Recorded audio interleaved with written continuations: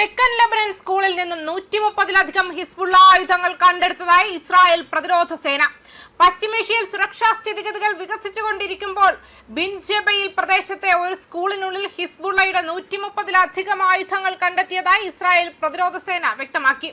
എക്സിലെ ഒരു പോസ്റ്റിൽ കണ്ടെത്തിയ ആയുധങ്ങളിൽ കലാഷ്നിക്കോവ് റൈഫിലുകൾ, പിസ്റ്റളുകൾ, അധിക ആയുധങ്ങൾ എന്നിവ ഉൾപ്പെടുന്നുവെന്നും അതിൽ കുറിച്ചിട്ടുണ്ട്. ആയുധങ്ങൾക്കൊപ്പം ഹിസ്ബുള്ള പതാകകളും മറ്റ് തീവ്രവാദ സംഘടനകളുടെ ചിഹ്നങ്ങളും സൈന്യം കണ്ടെത്തിയതായിട്ടും അറിയിച്ചു. ഒരു മിനിറ്റിനുള്ളിൽ ഏകദേശം 70 ഹിസ്ബുള്ള ഭീകര കേന്ദ്രങ്ങൾ തകർത്തതായി IDF ഇന്ന് നേരത്തെ പറഞ്ഞതിന് പിന്നാലെയാണിത്.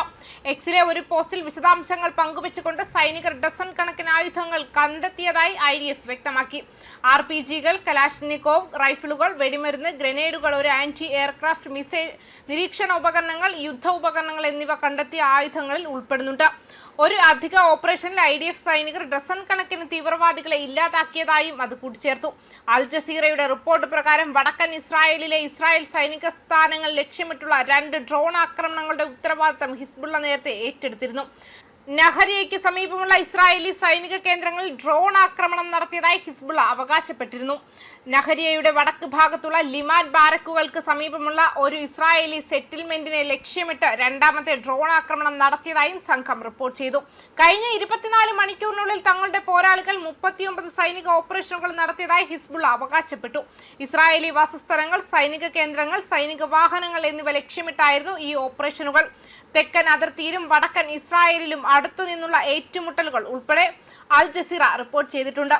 അതേസമയം തെക്കൻ ലെബനനിലെ ഹിസ്ബുള്ളയ്ക്കെതിരെ ഇസ്രായേൽ സൈന്യം ലക്ഷ്യമിട്ടുള്ള പ്രവർത്തനങ്ങൾ തുടരുകയാണെന്നും ദീർഘകാല സമാധാനം ലക്ഷ്യമിട്ടുള്ള ചർച്ചകളിൽ ഏർപ്പെടുന്നുണ്ടെന്നും ഇസ്രായേൽ പ്രധാനമന്ത്രി ബെഞ്ചമിൻ നെതന്യാഹു വ്യക്തമാക്കി. എക്സിൽ പോസ്റ്റ് ചെയ്ത ഒരു വീഡിയോ സന്ദേശത്തിൽ നെതന്യാഹു പറഞ്ഞു, ഉറച്ചു നിൽക്കുന്ന വടക്കൻ നിവാസികളെ ഞാൻ പിന്തുണയ്ക്കുന്നു. അതേസമയം നമ്മുടെ സൈന്യം ഹിസ്ബുള്ളയ്ക്കെതിരെ ആക്രമണം തുടരുന്നു.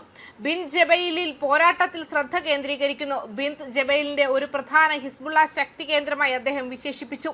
നമ്മൾ ബിൻ ജബയിലിനെ പരാജയപ്പെടുത്താൻ പോകുന്നു. യഥാർത്ഥത്തിൽ ഈ വലിയ ഹിസ്ബുള്ള ശക്തി കേന്ദ്രത്തെ നമ്മൾ ഇല്ലാതാക്കാൻ പോകുന്നു എന്നും വ്യക്തമാക്കി. ഹിസ്ബുള്ളയെ തകർക്കുക, ശക്തിയിലൂടെ സുസ്ഥിര സമാധാനം കൈവരിക്കുക എന്നിവ ലക്ഷ്യമിട്ട് ഇസ്രായേൽ ലെബനനുമായി അപൂർവമായ ചർച്ചകൾ നടത്തുന്നുണ്ടെന്നും അദ്ദേഹം വ്യക്തമാക്കി.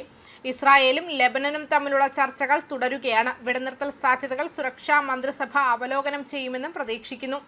നയതന്ത്ര ശ്രമങ്ങൾക്കിടയിലും ശത്രുത തുടരുകയാണ്. ഇരുപക്ഷവും പരസ്പരം വെടിവയ്പ് നടത്തുന്നു. സംഘർഷം വർദ്ധിച്ചു വരുന്നതിനാൽ തെക്കൻ ലെബനനിലെ താമസക്കാരോട് ഒഴിഞ്ഞുപോകാൻ നിർദ്ദേശിച്ചിട്ടുണ്ടെന്നും CNN റിപ്പോർട്ട് ചെയ്തിട്ടുണ്ട്. ന്യൂസ് ഡെസ്ക് കർമ്മ ന്യൂസ്.